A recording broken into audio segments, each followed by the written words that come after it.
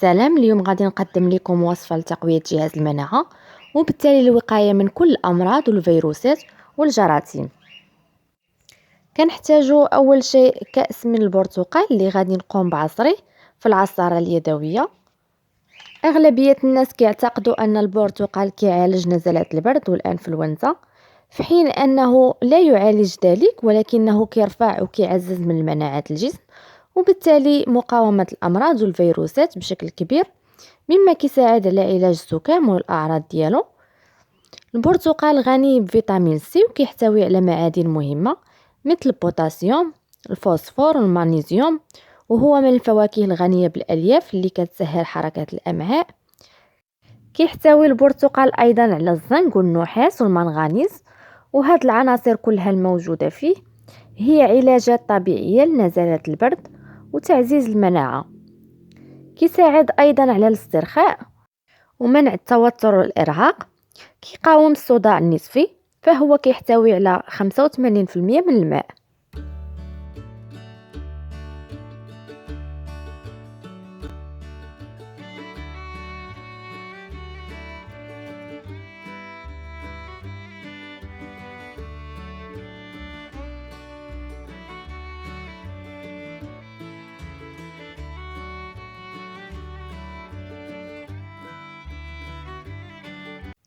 غادي ناخد مقدار كأس من عصير الليمون، نوضعه على جنب وندوزو باش نكملو الوصفة مع باقي المكونات. كناخد الآن قطعة صغيرة من الزنجبيل طري اللي غادي نحكو. فالزنجبيل كيقوي المناعة وكيساعد على مكافحة الحمى. يمكن أن يجعل المسالك التنفسية خالية من أي احتقان أو انسداد ناتج عن السعال والبرد. كيتم استخدامه في الوصفات الطبيعية في جميع أنحاء العالم لعلاج البرد والزكام. الزنجبيل كيحمي أولا من الإصابة بنزلات البرد والتهاب الحلق والالتهابات الأخرى التعفنية وكذلك الاحتقان، لأنه كيحتوي على خصائص مضادة للبكتيريا ومضادة للفيروسات والالتهابات، وكيحتوي على مستويات عالية من مضادات الأكسدة. كيساعد على محاربة مشكلات الجهاز التنفسي مثل السعال وتراكم البلغم. هاد الوصفة جد رائعة وكانوا كيتعالجوا بها أجدادنا على مر العصور، وكتبقى هاد الوصفات الطبيعية أحسن علاج. كنستمر بحك الزنجبيل بكامله وندوزو للمكون رقم 3،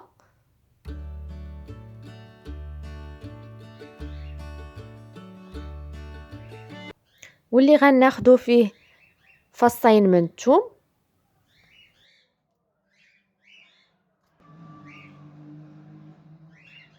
غادي نقومو بحكهم كذلك فوق الزنجبيل. الثوم كذلك مضاد للالتهابات والفيروسات ومضاد للفطريات، وهو أفضل علاج لنزلات البرد والسعال المستمر. كيساعد على التخلص من المخاط، والأليسين الموجود بالثوم كيتم تنشيطه عند سحقه أو تقطيعه.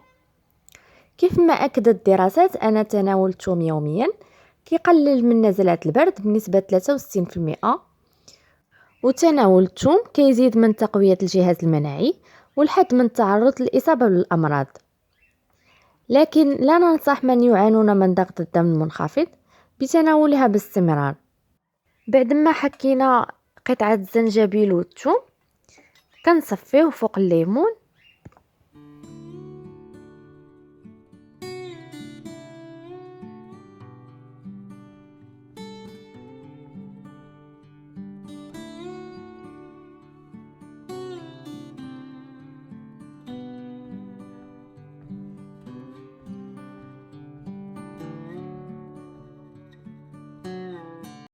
كنخلطوا جميع هاد المكونات.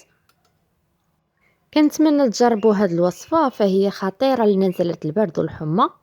كتوفر على جميع المكونات اللي كتحد من الانفلونزا وكتهدأ التهاب الحلق وكتميز بمذاقها الرائع.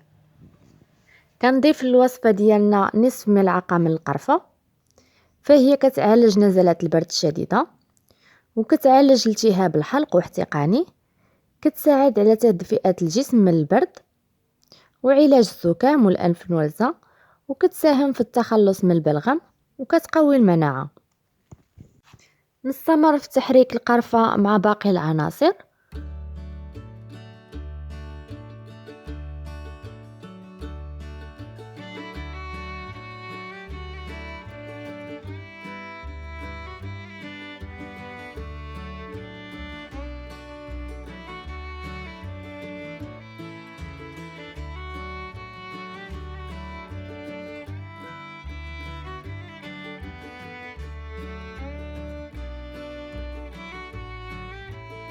كيف ما كتشوفوا هذا هو المشروب ووصفة اليوم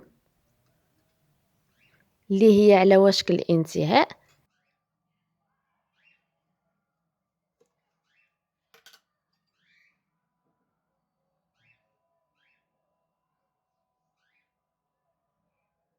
وندوزو لإضافة آخر مكون واللي هو العسل.